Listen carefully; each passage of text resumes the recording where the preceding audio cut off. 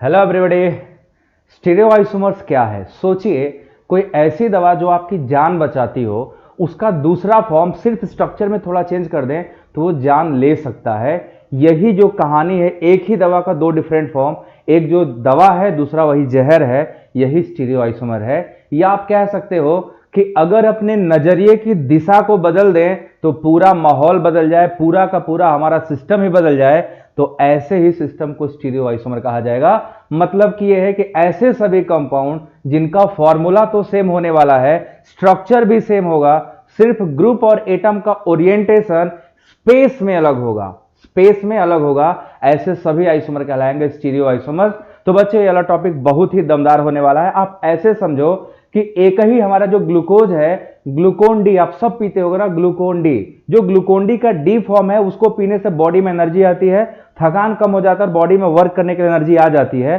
वहीं पे इसका दूसरा फॉर्म है एल ग्लूकोज, उसको खाने से आपके बॉडी में कुछ नहीं होगा, कोई भी एनर्जी नहीं आएगी, ना ही आपके बॉडी के लिए कहीं से वो थोड़ा सा भी हेल्दी है, एकदम वेस्ट मटेरियल, कोई फायदा नहीं है।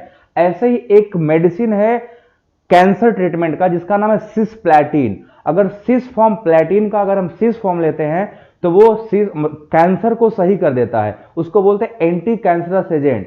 बट वहीं उसका एक दूसरा फॉर्म है ट्रांसप्लैटिन, उसका सिर्फ ट्रांस फॉर्म जो है वो कैंसर कर देता है।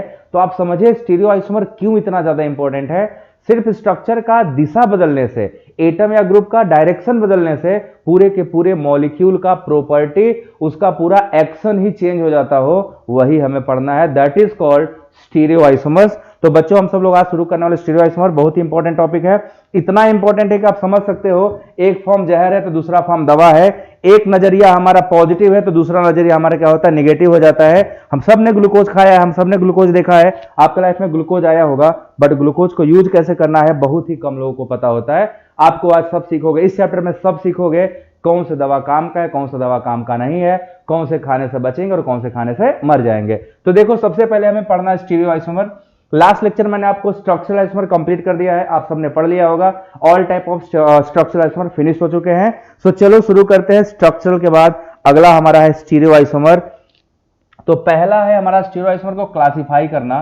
तो आपको पहले समझा दूं कि स्टीरियोआइसोमर होता क्या है। देखो बच्चों, अगर स्टीरियोआइसोमर आया तो आप इसको डिफाइन कैसे करोगे? क्या इसमें भी कॉन्स्टिट्यूशन या एटम का लिंकेज बदलेगा? बिल्कुल नहीं, इसमें कॉन्स्टिट्यूशन या लिंकेज का कोई चेंजेस नहीं होते हैं। आपके घर में पंखा है, आपके खोपड़ी के ऊपर पंखा लगा होगा, ध्यान से देखिए, पंखे के 3 डायने होंगे। अब 3 डायने पंखा को चला कर छोड़ दो, क्या पॉसिबिलिटी है? हो सकता है 2 डायना मेरे साइड, 1 डायना आपके साइड हो, या ये भी पॉसिबल है 2 तुम्हारे साइड 1 मेरे साइड हो, या ये पॉसिबल है कि 2 उधर हो 1 उधर हो, हम दोनों के बीच में क्या हो, खाली स्पेस हो।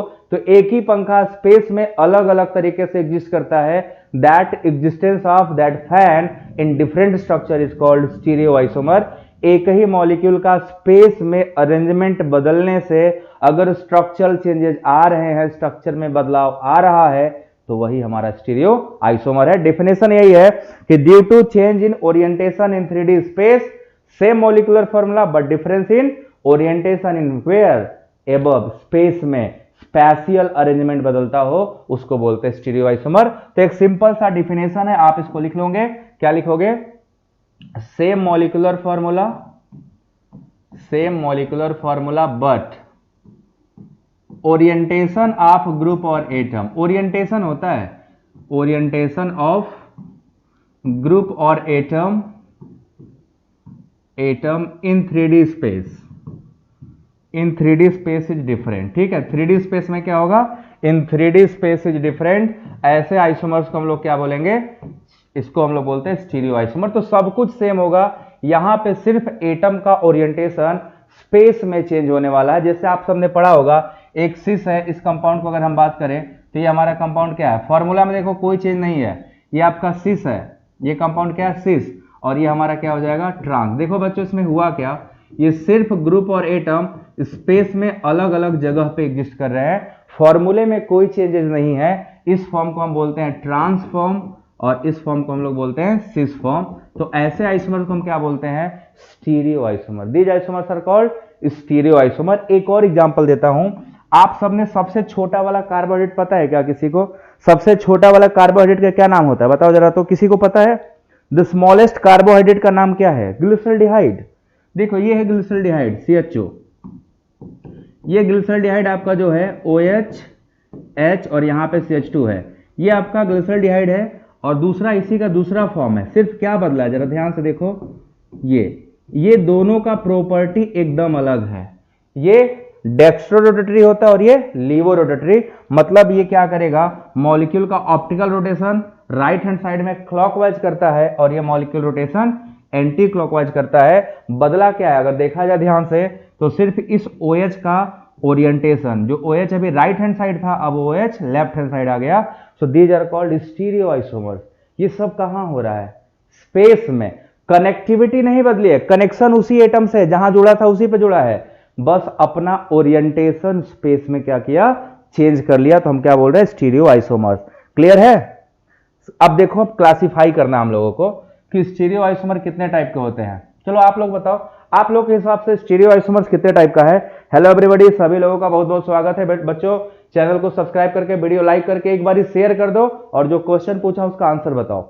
स्टीरियो आइसोमर्स कितने टाइप के होते हैं बताओ सभी लोग। अगर हमें स्टीरियो आइसोमर को क्लासिफाई करना हो तो कैसे क्लासिफाई करेंगे? कितने टाइप के होते हैं पहले ये तो पता चले। आप लोगों के हिसाब से बताइए, how many type of stereoisomers are exist? Stereoisomer बच्चों दो टाइप के होते हैं, एक होता है कॉन्फिगरेशनल और दूसरा होता है कॉन्फॉर्मेशनल। हमें दोनों पढ़ना है। पहला है कॉन्फिगरेशनल, कॉन्फिगरेशनल, ठीक है, यहां पे कॉन्फिगरेशन की बात होती है। और दूसरा है कॉन्फॉर्मेशनल, यहां पे कॉन्फॉर्मेशन की बात होती है, कॉन्फॉर्मेशनल। तो एक है कॉन्फिगरेशनल और दूसरा है हमारा कॉन्फॉर्मेशनल। हमें पहले देखना पड़ेगा what is configuration and what is conformation. दोनों सेम नहीं है, दोनों क्या है, इंटायरली डिफरेंट है। हमें दोनों को देखना है कैसे डिफरेंट है, क्या डिफरेंस है, ये दोनों चीज हमें देखना है। आइए आपको दिखाते हैं कैसे डिफरेंस है। ध्यान से देखो, सबसे पहले आप सभी को ध्यान क्या देना है, कॉन्फिगरेशन क्या होता है और कॉन्फॉर्मेशन क्या होता है।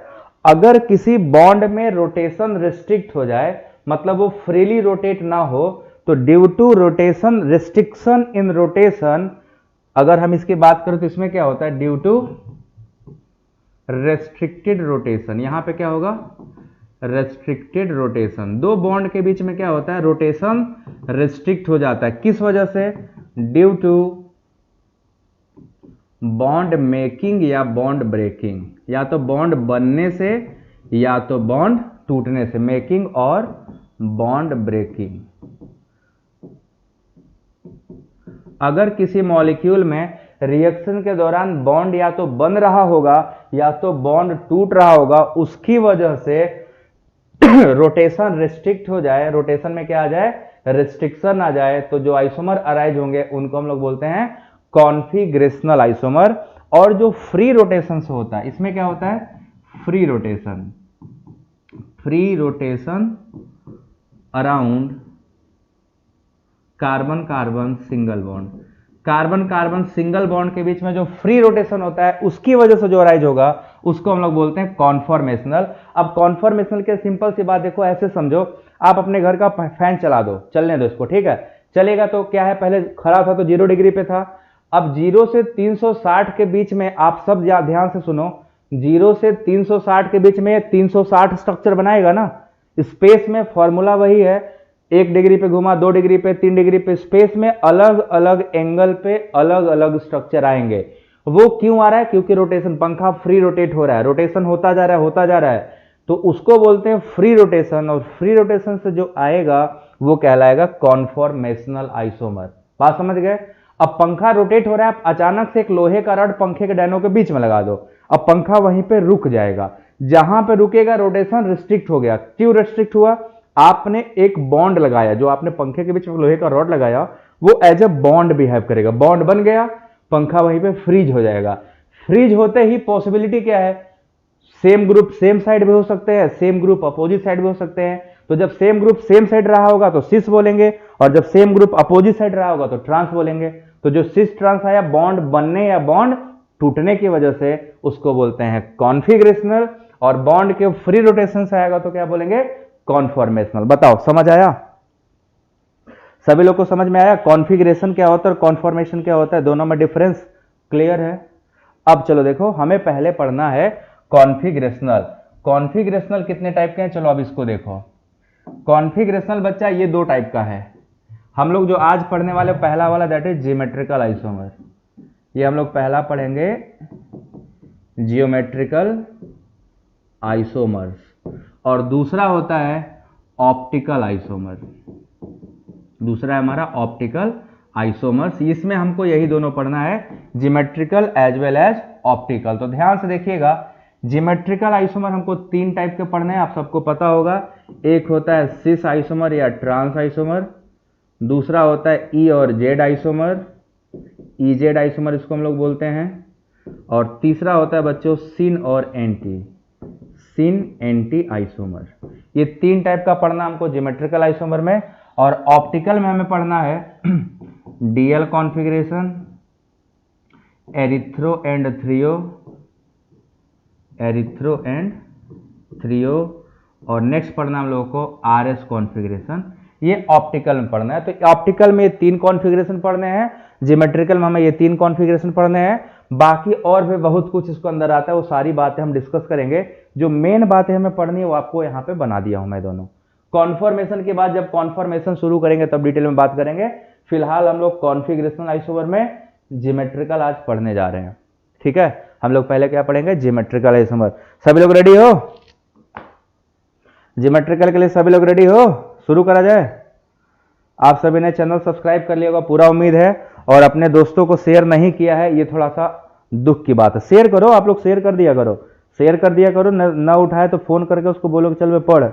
कैसे नहीं पढ़ेगा, पढ़ना तो पड़ेगा। चलो शुरू करते हैं।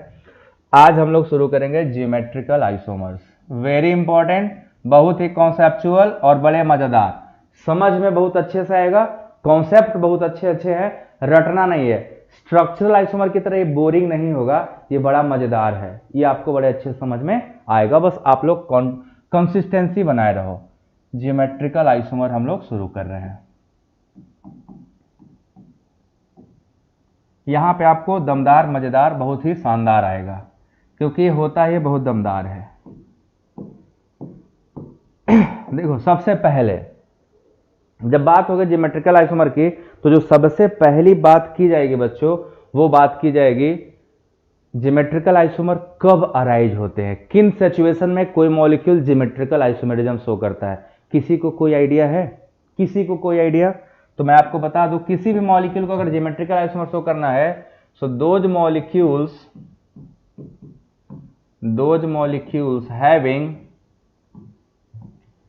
having restricted rotation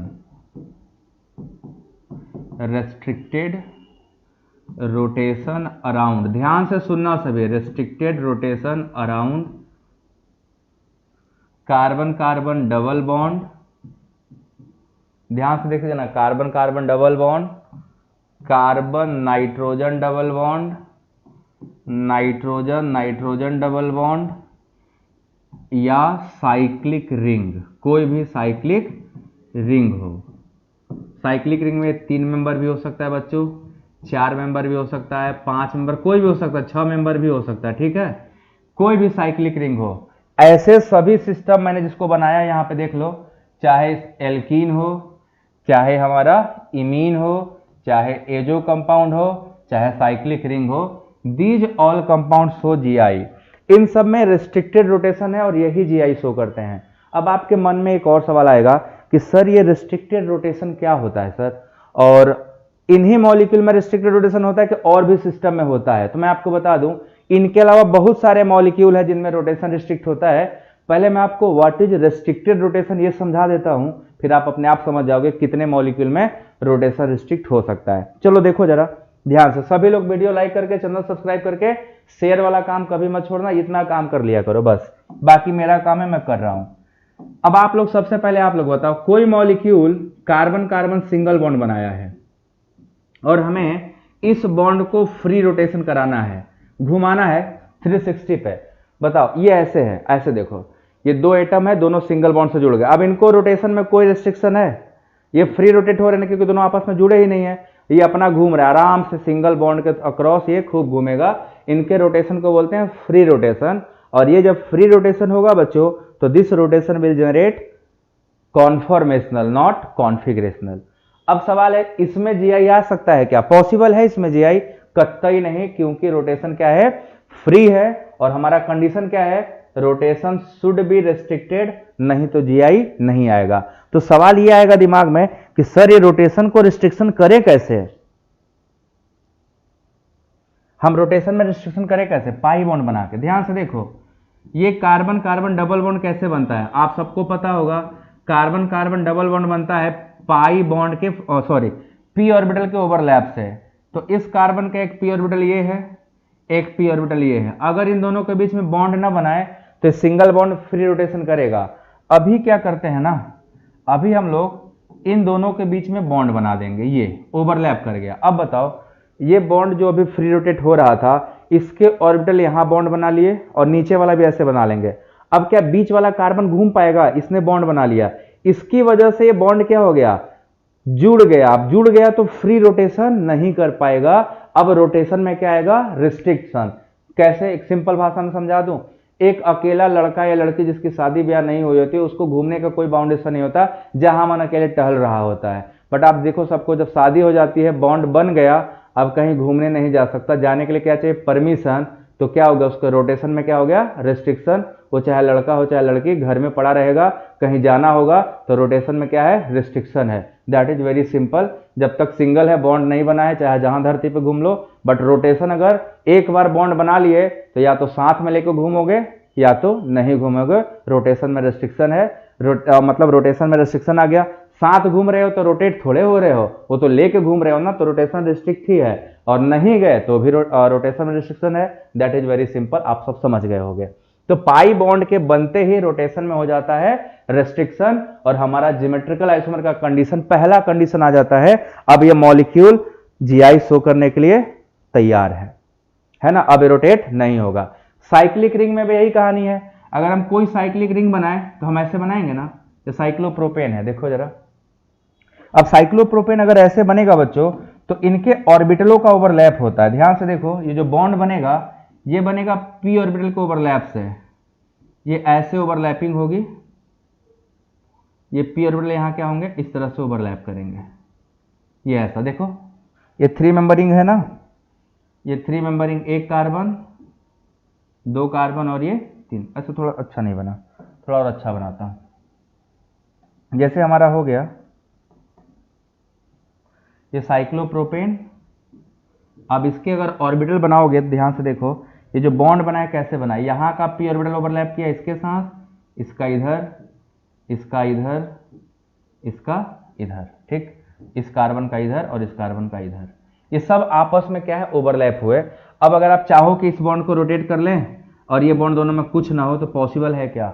अगर 3 लोग ऐसे आपस में जुड़े हुए हैं, आप चाहो किसी एक बॉन्ड को रोटेट कर लो, तो बॉन्ड टूट जाएगा, बट घूमेगा नहीं। घूमेगा तो तीनों एक साथ घूमेगा, नहीं तो कोई एक बॉन्ड रोटेट नहीं होगा।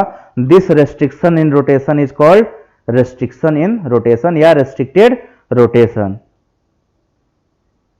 इससे बेसिक कुछ और होता होगा तो भाई तुम कहीं और पढ़ लो, ये सबसे बेसिक है जो मैं बता रहा हूं, ठीक? इससे बेसिक कुछ नहीं होता है। ये हो गया रोटेशन इन रिस्ट्रिक्शन। तो पहली बात, किसी भी मॉलिक्यूल को जीआई शो करने के लिए रोटेशन में रिस्ट्रिक्शन होना जरूरी है। अब एक चीज और मैं यहां एक्सप्लेन कर देता हूं। ट्रिपल बॉन्ड में भी रोटेशन रिस्ट्रिक्ट होता है, ठीक है, बट ट्रिपल बॉन्ड जीआई नहीं शो करेगा। अभी जब मैं शुरू करूंगा तो आपको पता चल जाएगा। इसके अलावा बेंजीन में भी रेस्ट्रिक्शन रोटेशन होता है, जहां पाई बॉन्ड होगा रोटेशन रिस्ट्रिक्ट होगा। बट क्या सारे रिस्ट्रिक्टेड रोटेशन वाले जीआई शो करेंगे? नहीं, सब नहीं करेंगे। तो कौन करेगा सर? वो आ रहा है, इसके बाद वही आना है। तैयार हो सभी लोग? सभी को रेस्ट्रिक्शन इन रोटेशन या रेस्ट्रिक्टेड रोटेशन समझ आया क्या? बता दो तो फिर आगे चलूं मैं। अगर आपको रेस्ट्रिक्टेड रोटेशन समझ आ गया तो मैं आगे चलने वाला हूं। फटाफट बताओ, आ गया? इफ रोटेशन इन रेस्ट्रिक्शन समझ में आ गया, देन आगे चलने वाला हूं मैं।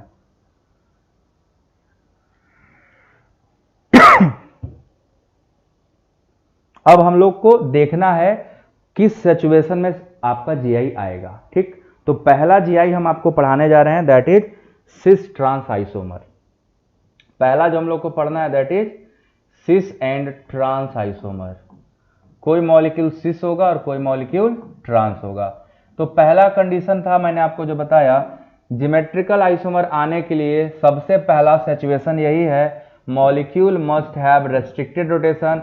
अगर रोटेशन रिस्ट्रिक्टेड है तो मजे ही मजे, रेस्ट्रिक्शन आ जाएगा, जीआई आने की संभावना हो गई है। गारंटी नहीं है, संभावनाएं हैं। अब गारंटी पे ले आ रहा हूं। गारंटी ये होगा तो शो करेगा, ये नहीं होगा तो नहीं करेगा।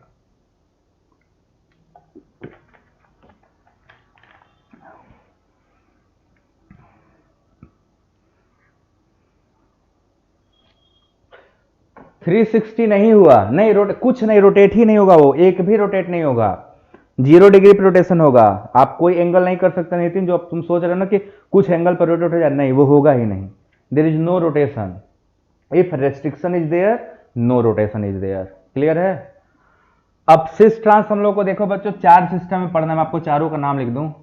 पहला है सिस ट्रांस इन एल्कीन, सिस ट्रांस इन एल्कीन। चारों, हमें 4 सिस्टम है, चारों के कंडीशन अलग अलग है, सब पढ़ना है। दूसरा सिस ट्रांस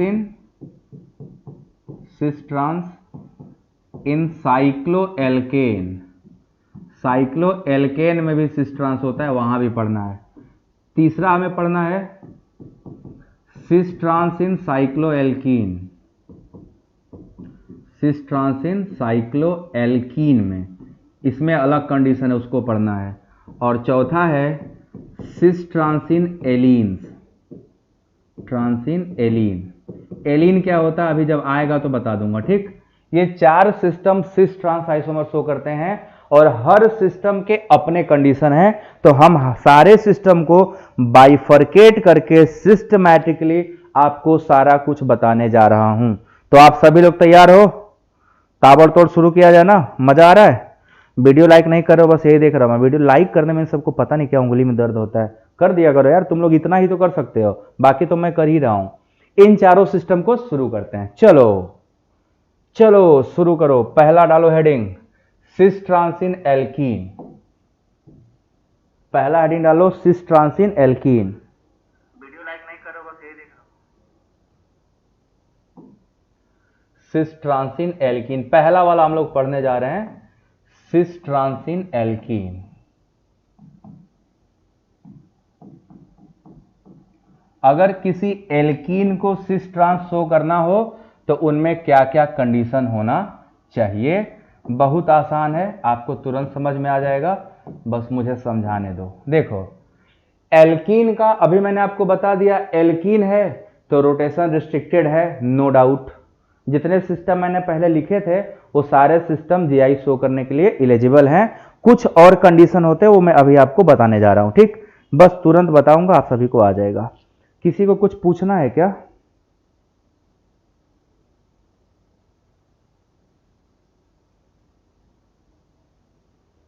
लिख लाइक करना बोल दिया करिए। अच्छा बेटा, वाह, तुम बोलते हो क्या सर पढ़ा दो, तब भी मैं पढ़ाता हूं ना। अपनी अपनी रिस्पॉन्सिबिलिटी सबको होना चाहिए कि नहीं?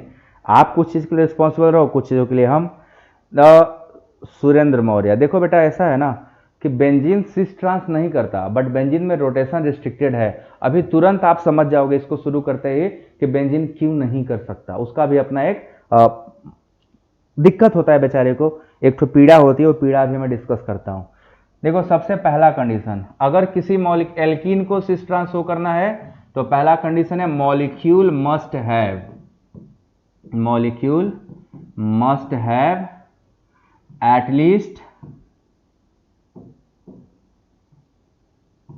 least one non-conjugated pi bond, one non-conjugated pi bond का होना जरूरी है। non-conjugated pi bond, जिस एल्कीन को शो करना है उस एल्कीन में एक पाई बॉन्ड होना चाहिए जो कंजुगेशन में ना हो, केवल डबल बॉन्ड हो उसके बाद कंजुगेशन ना हो, ऐसा होना जरूरी है।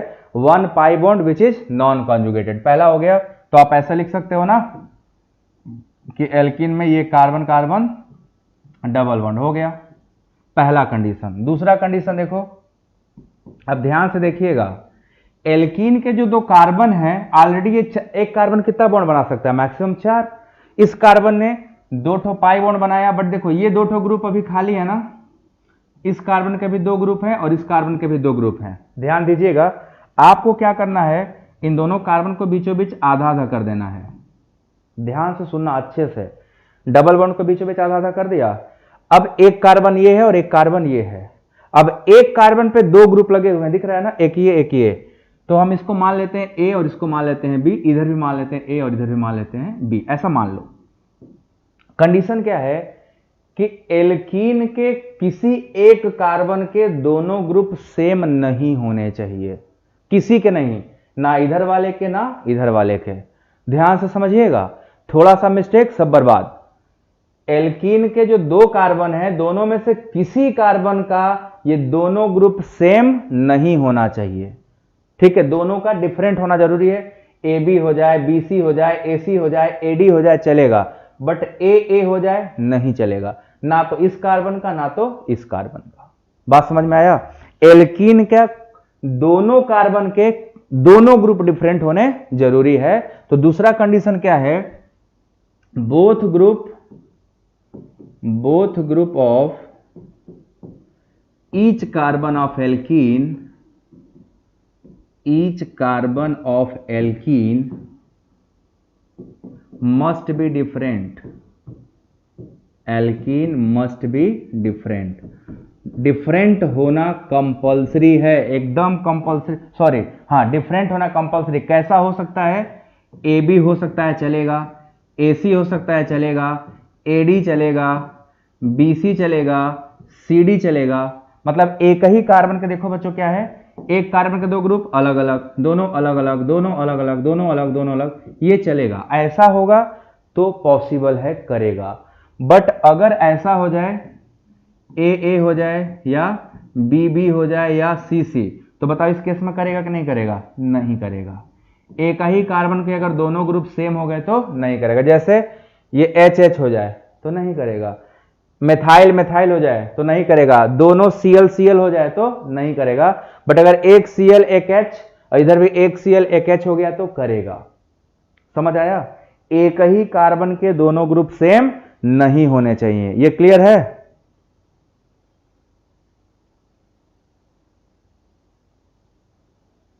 Ayush, thank you so much बेटा, बड़ा अच्छा था, 97% आया था। इससे बेहतर क्या चाहिए?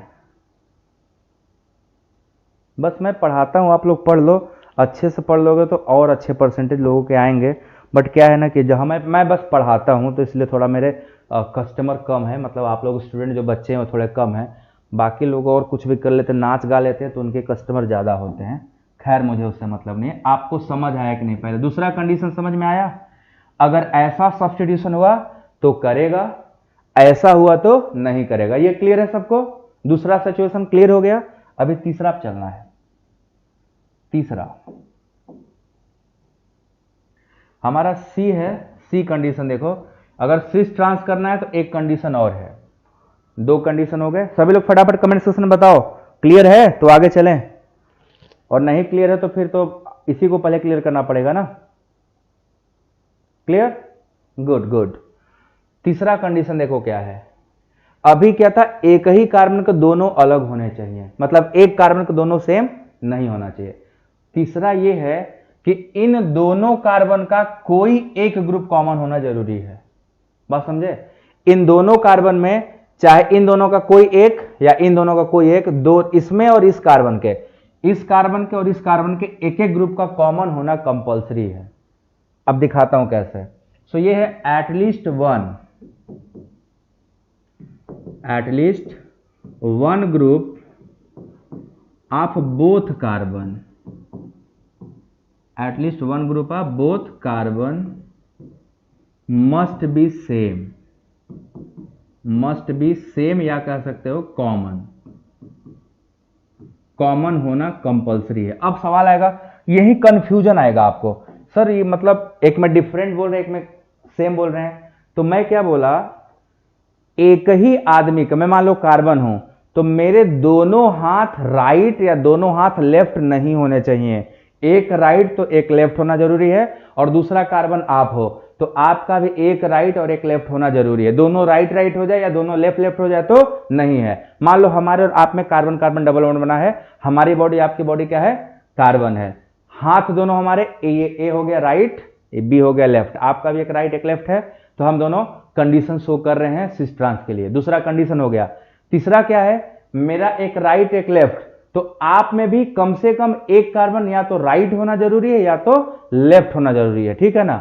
एक दोनों में कॉमन होना जरूरी है। मान लो हमारा लेफ्ट है, ये लेफ्ट हो गया, राइट हो गया और ये लेफ्ट हो गया, और आपका एक टॉप एक बॉटम हो गया, तो चारों अलग हो गए ना। लेफ्ट राइट टॉप और बॉटम चारों अलग हो गए तो सिस ट्रांस नहीं आएगा। क्या होना चाहिए, लेफ्ट राइट, आपका भी एक लेफ्ट और दूसरा टॉप, तो लेफ्ट लेफ्ट कॉमन, दोनों लोग में एक ग्रुप को कॉमन होना जरूरी है। मैं यही समझा रहा हूं, तो यही है at least one group of both carbon must be common. तो अगर एक कार्बन की हम बात करें, एक कार्बन पे ए बी है तो दूसरे कार्बन पे भी ए बी होगा तो चलेगा, क्योंकि ए या बी देखो कॉमन है। दूसरा एक ए बी है और दूसरा कार्बन बी सी है, तो देखो इसमें बी कॉमन है ना, जो कॉमन है उसके मुंडी के नीचे मैं एरो बना दे रहा हूं, चलेगा, ये होगा तो चलेगा। तीसरा बनाता हूं, एक कार्बन है जिसका ए बी है और एक कार्बन है जिसका सी डी है। अब देखो ना, इसमें कोई कॉमन नहीं है, इसमें कोई कॉमन नहीं है, क्योंकि ये दोनों भी अलग हो गए, ये दोनों भी अलग हो गए, तो ये सिस ट्रांस नहीं करेगा। दोनों कार्बन के एक ग्रुप का कॉमन होना जरूरी है, और जब कॉमन ग्रुप सेम साइड आएगा तो सिस और अपोजिट साइड आएगा तो ट्रांस कहलाएगा। यही आपको समझाना था, यही आपको समझाना था। उम्मीद करता हूं समझ में आ गया होगा। एग्जाम्पल समझाता हूं। देखो मैंने क्या बोला, एक ही कार्बन के, ध्यान से देखो, एक ही, एग्जाम्पल से तुरंत समझ आ जाएगा। एक कार्बन कार्बन डबल बॉन्ड है, एक कार्बन पे हमने क्या लगा दिया, एक ए और दूसरा बी, इस पे भी ए और बी। अब दोनों ए जब सेम साइड आ गए तो क्या कहलाएगा, ये जब सेम ग्रुप सेम साइड होगा तो सिस। और अगर सेम मॉलिक्यूल को हम ऐसे ड्रॉ करें, कार्बन कार्बन डबल बॉन्ड, इधर ए इधर बी इधर बी और इधर ए। अब देखो इस केस में दोनों एक इधर है, अपोजिट साइड है, तो जब सेम ग्रुप अपोजिट साइड होगा तो क्या कहलाएगा, ट्रांस। क्लियर हुआ। इन दोनों में ए बी था, तो दोनों में ए भी कॉमन था, बी भी कॉमन था। अब मान लो कोई मॉलिक्यूल दे दी हम ऐसे, A carbon carbon double bond B, और यहां दे दिए बी और सी। अब किसको देख के आप सिस ट्रांस बोलोगे, इसमें ये मॉलिक्यूल सिस है कि ट्रांस है, आप फटाफट बताओ। ये वाला मॉलिक्यूल सिस है कि ट्रांस है। एक और बनाता हूं,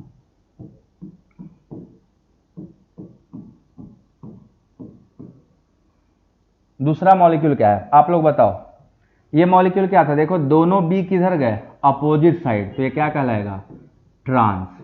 इसमें दोनों बी किधर गए, सेम साइड, तो क्या कहलाएगा, सिस। अब समझ में आया। अगर दोनों कार्बन में एक ग्रुप कॉमन नहीं होता ना तो सिस और ट्रांस बनता ही नहीं। तब उसके लिए आता है इजेड कॉन्फ़िगरेशन, जो हेडिंग में डाला था मैं उसको बाद में बताऊंगा। पूजा पाल, समझ नहीं आया, अभी समझ आया। अभी मैंने समझा दिया कि दोनों कार्बन पे एक ग्रुप का कॉमन होना क्यों जरूरी है, दिख रहा है ना, क्यों जरूरी है, दिखा सभी को।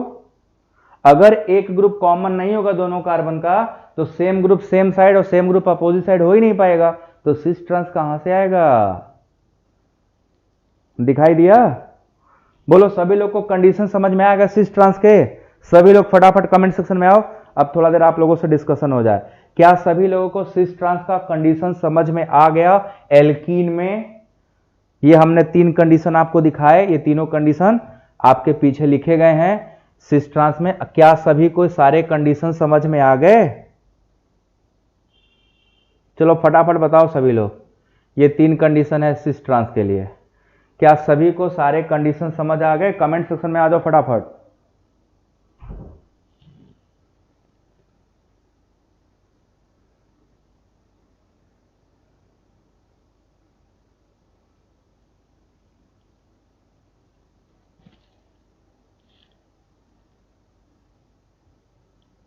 अब एग्जाम्पल करने, अगर कंडीशन समझ में आ गए तो एग्जाम्पल्स करेंगे। पहले मैं कुछ एग्जाम्पल करा देता हूं फिर मैं आपको क्वेश्चन दूंगा, आप बताइएगा कि दिया गया molecule isomerism cis trans show करेगा कि नहीं करेगा। सभी लोग बोला करो, 13-14 लोग लाइव हो और कमेंट केवल 4 ठो करता है सब, मतलब यहाँ शक्ल नहीं दिखता, तो इसमें शर्माने की जरूरत नहीं ना है। बहुत बच्चे शर्माते हैं सब। अब बताओ क्या ही शर्माना, पढ़ने के लिए कौन शर्माता है। और तब भी आ रही है तो शादी ब्याह नहीं होगा। तुम लोग लड़की देखने जाओगे, लड़का देखने, तो पता था शर्मा के वहीं गिर गए, और जमाना बहुत आगे जा चुका है। ऐसा भी हो सकता है ना, पॉसिबिलिटी तो है ही ना। चलें तब आगे। हाँ ठीक है, चलो समझ गया, सबको समझ में आ गया। जिसको समझ में नहीं आया है वो थोड़ा और मेहनत करेगा तो उसको भी समझ में आ जाएगा। चलो देखते हैं। सबसे पहले 2-ब्यूटीन, सबसे पहला एग्जाम्पल हम लोग लेंगे। एग्जाम्पल पहले मैं एग्जाम्पल कराऊंगा, आपको देखना है। आप लोग बताओ क्या 2-ब्यूटीन हमारा सिस ट्रांस आइसोमेरिज्म शो करेगा? 2-ब्यूटीन देखो ध्यान से, 2-ब्यूटीन का स्ट्रक्चर होता है CH3 CH double bond C, ये CH CH3, ये है हमारा 2-ब्यूटीन। ध्यान से देखो, कार्बन कार्बन डबल बॉन्ड पे एक ग्रुप ये है और दूसरा ये है, और इस वाले कार्बन पे एक ये है दूसरा ये है। क्या दोनों एक ही कार्बन के दोनों सेम है? नहीं, ये A है तो ये B है, वैसे ये A है तो ये B है, तो AB हो गया, तो सिस ट्रांस शो करेगा, ये शो करेगा सिस ट्रांस। ठीक है, इसमें आपको सिस और ट्रांस मिलेगा। अब आपको करना क्या है, सिस ट्रांस बनाना है। तो करना क्या है, सिस कब कहलाएगा? जब दोनों मेथाइल सेम साइड रहेंगे। ठीक है, दोनों मेथाइल सेम साइड या दोनों हाइड्रोजन सेम साइड, तो कहलाएगा सिस 2-ब्यूटीन। और जब दोनों मेथाइल का आप पोजीशन पलट दोगे, अपोजिट साइड कर दोगे, तो ये कहलाएगा ट्रांस ब्यूटीन। ठीक है, this is trans and this is cis. Clear हो गया? ट्रांस और सिस, 2-ब्यूटीन ने सिस ट्रांस आइसोमेरिज्म शो किया। खुशी की बात है, हमारे मॉलिक्यूल सिस ट्रांस शो कर दिए। पहला एग्जांपल डन। अब आ जाओ एग्जांपल नंबर 2। एग्जांपल नंबर 2 है बच्चों 1-क्लोरोप्रोपीन। 1-क्लोरोप्रोपीन। अब आप लोग बताओ क्या हमारा ये 1-क्लोरोप्रोपीन सिस ट्रांस आइसोमेरिज्म शो करेगा? आप लोग को IUPAC नाम ही मिलेगा।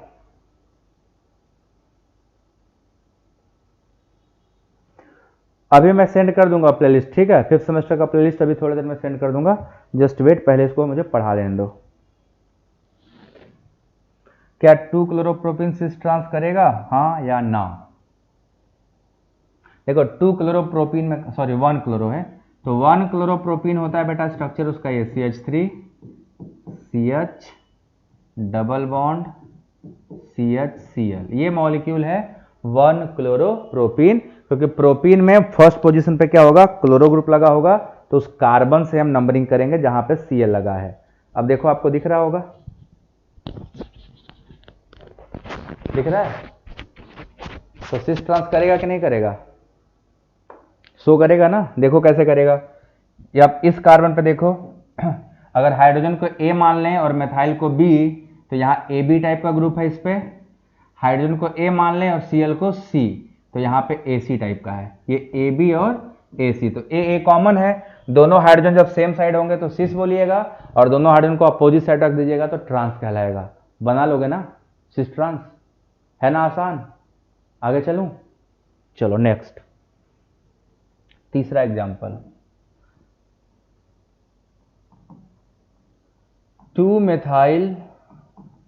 2-मेथाइल ब्यूट-2-ईन, ये शो करेगा कि नहीं GI?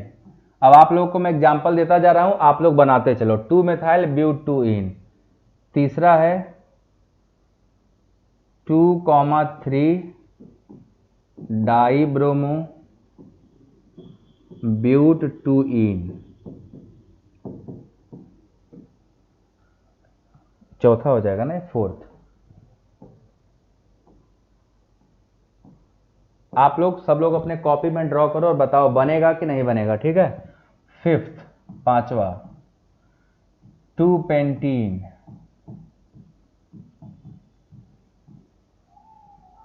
Sixth 3 phenyl propene, 3 phenyl propene.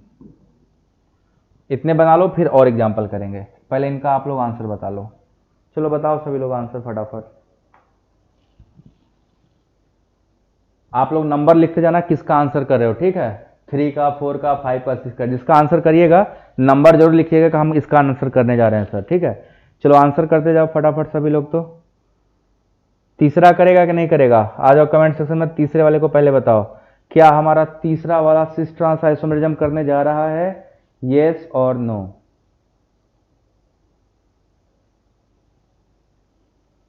Number लिख के बताना। तीसरा करेगा हाँ या ना? बोलो बोलो, जल्दी जल्दी बोलो। तीसरा वाला नहीं करेगा। देखो 2 मेथाइल ब्यूटूइन का मतलब हुआ ये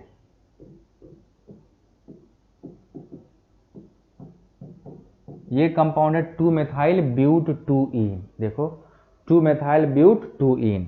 अब अगर इसमें ध्यान से देखा जाए तो इस वाले कार्बन पे तो AB टाइप का ग्रुप है, ये अलग, ये A हो गया, दूसरा B।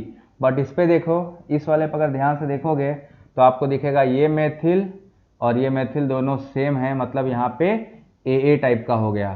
तो ये शो करेगा, ये वाला नो GI। यहाँ पे हमें नो GI, यहाँ ज्योमेट्रिकल आइसोमर नहीं मिलेगा क्योंकि एक ही कार्बन के दोनों ग्रुप सेम नहीं होने चाहिए, तो ये वाला नहीं करेगा। आंसर आप लोग आंसर नहीं करो, मैं देख रहा हूं सब बड़े कंजूस हो गए, भाग गए क्या? आंसर कौन करेगा?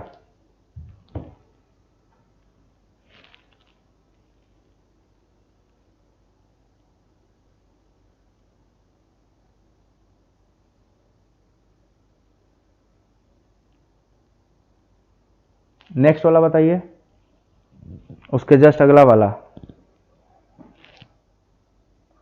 क्वेश्चन नंबर 4, ये करेगा या नहीं करेगा?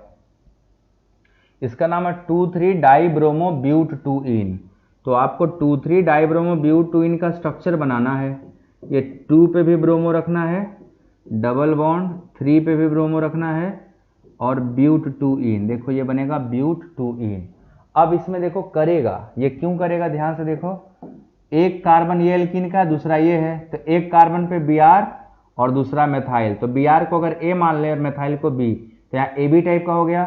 सिमिलरली यहाँ पे Br को A मान लेते हैं और मेथाइल को B, तो यहाँ AB हो गया कि नहीं हो गया? देखो AB और यहाँ भी AB, तो ये करेगा, इसका सिस ट्रांस मिलेगा, तो ये सो GI, यहाँ पे आपको GI मिलेगा। ज्योमेट्रिकल आइसोमर यहाँ पॉसिबल है। देखो दिख गया ना, करेगा। ये लिखो पहले कौन सा वाला बता रहे हो, करेगा नहीं बोल के निकल जाना है।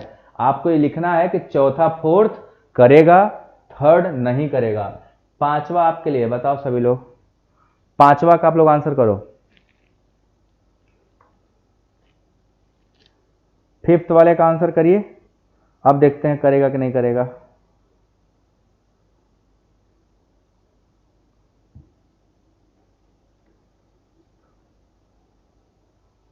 What about 5th? Paint 2 pentene है, 2 पेंटीन करेगा कि नहीं करेगा?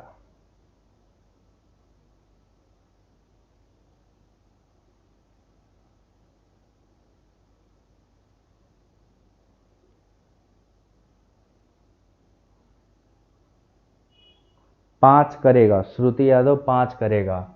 देखो देखते हैं, पेंटीन बनाने के लिए हमें क्या जरूरी है? CH3 CH2 CH2, फिर CH double bond CH CH3। ये मॉलिक्यूल देखो पेंटीन है, 2 पेंटीन, क्योंकि इसमें नंबरिंग कहाँ से करेंगे हम लोग? इस साइड से, यहाँ से नंबरिंग होता है 1 2 3 4। अच्छा एक कार्बन ज़्यादा हो गया, 5 ही रखना है ना, तो इसमें एक CH2 को उड़ा दो, तो ये हमारा हो जाएगा CH3। ये हमारा pentene, this is called 2 pentene. ये अब 2 पेंटीन में देखो, ये कार्बन कार्बन डबल बॉन्ड, पहला कंडीशन फॉलो हो गया कि एक ही कार्बन पे मतलब पूरे मॉलिक्यूल में एक तो एल्कीन होना जरूरी है, तो है एल्कीन मिल गया। तो इसको हम लोग क्या बोलेंगे? H को A मान लेते हैं और इस पूरे इथाइल को B। तो यहाँ भी H को A मानेंगे, बट ये मेथाइल अलग है तो इसको C। तो यहाँ पे कॉन्फ़िगरेशन क्या हुआ, AB है इस कार्बन पे और AC है इस कार्बन पे। अब बताओ शो करेगा कि नहीं करेगा, AB AC एक ही कार्बन का दोनों अलग अलग, बट दोनों में एक ठो कॉमन है तो करेगा। यहाँ पे शो GI, ये वाले आपके GI शो करेंगे, शो ज्योमेट्रिकल आइसोमर। क्लियर, पांचवा कर गया। छठा बताओ, सिक्स्थ वाले का क्या है, वो करेगा कि नहीं करेगा।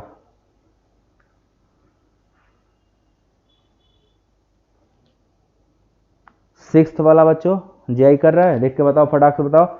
जो छठा एग्जाम्पल है क्या वो GI शो करेगा या नहीं करेगा।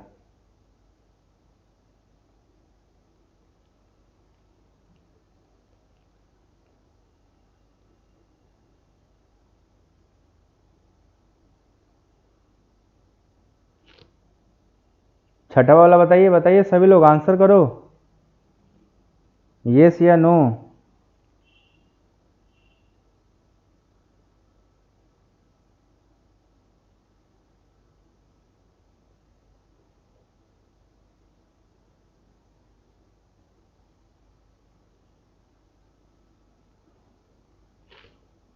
नहीं करेगा, विपुल तिवारी का नहीं करेगा, नितिन का 6 नंबर नहीं करेगा, और किसी का। हाँ सही जवाब है, ये नहीं करेगा। क्यों नहीं करेगा, देखो इसका स्ट्रक्चर बनेगा PH CH2 CH double bond CH और ये H, ये है 3 फेनाइल प्रोपीन। नंबरिंग करिएगा यहाँ तो एल्कीन से 1 2 3, थर्ड पोजीशन पे कौन है, फेनाइल। तो अब देखो हमें GI के लिए एल्कीन चाहिए, एक एल्कीन का कार्बन यहाँ, दूसरा कार्बन यहाँ है, तो कार्बन कार्बन डबल बॉन्ड है। अब according to carbon carbon double bond, इस पे देखो एक ग्रुप, इसको छोड़ो पहले, इस कार्बन के देखो दोनों हाइड्रोजन सेम हो गए, मतलब AA टाइप हो गए कि नहीं हो गए, दोनों AA टाइप के हैं। तो एक ही कार्बन के दोनों ग्रुप अगर सेम हो गए तो GI पॉसिबल है, इम्पॉसिबल है, नहीं करेगा। So this will not show GI, क्योंकि हमारा कंडीशन क्या बोलता है कि किसी एक कार्बन के दोनों ग्रुप सेम नहीं होने चाहिए, अगर सेम हुआ तो GI नहीं करेगा। ये क्या, एक करेगा, नहीं करेगा, दिखा दिए ना, एक ही कार्बन का दोनों ग्रुप सेम है तो GI नहीं करेगा। क्लियर हो गया सबको। सिस ट्रांस आइसोमर इन एल्कीन, ये हमारा पहला कंप्लीट हुआ। थके हो कि और आगे चले और पढ़ाएं, और आगे पढ़ने भर की शक्ति बची आप लोगों में कि आज की सभा यहीं संपन्न की जाए।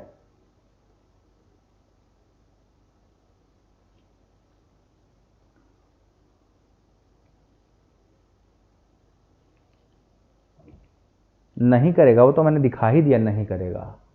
सो आज हम लोग का सिस ट्रांस आइसोमर इन एल्कीन कंप्लीट हुआ। ठीक है, अगला हम लोग का बचा है सिस ट्रांस इन साइक्लोएल्केन, उसके बाद नेक्स्ट है सिस ट्रांस इन साइक्लोएल्कीन, और फिर सिस ट्रांस इन एलीन। तो बाकी वाला पार्ट हम लोग आज नहीं करेंगे, अब कल करेंगे।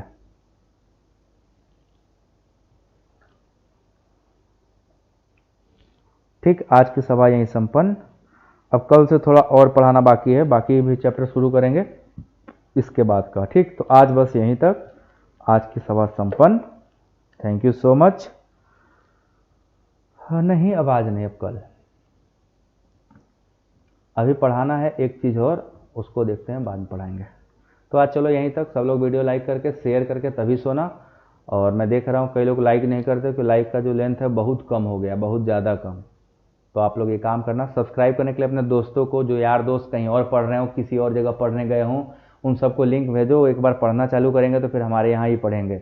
मैं अभी भेज देता हूँ, ठीक है, PDF भी भेज देता हूँ। तो आप सभी लोग का काम क्या है, लिंक शेयर करके अपने दोस्त भाई बहन छोटे जो भी हैं उनको पढ़ा डालो, क्योंकि ये 11th क्लास का है, बट ये नीट JEE के लिए इम्पोर्टेंट है। BSc फर्स्ट सेमेस्टर का यूनिट 6 पूरा यही है। TGT PGT नेट लेवल तक का आपका आइसोमेरिज्म पढ़ना होता है। आपको बेसिक चीज़ें जब नहीं आएंगी तो फिर आगे जब जाओगे तो आइसोमेरिज्म नहीं समझ आएगा।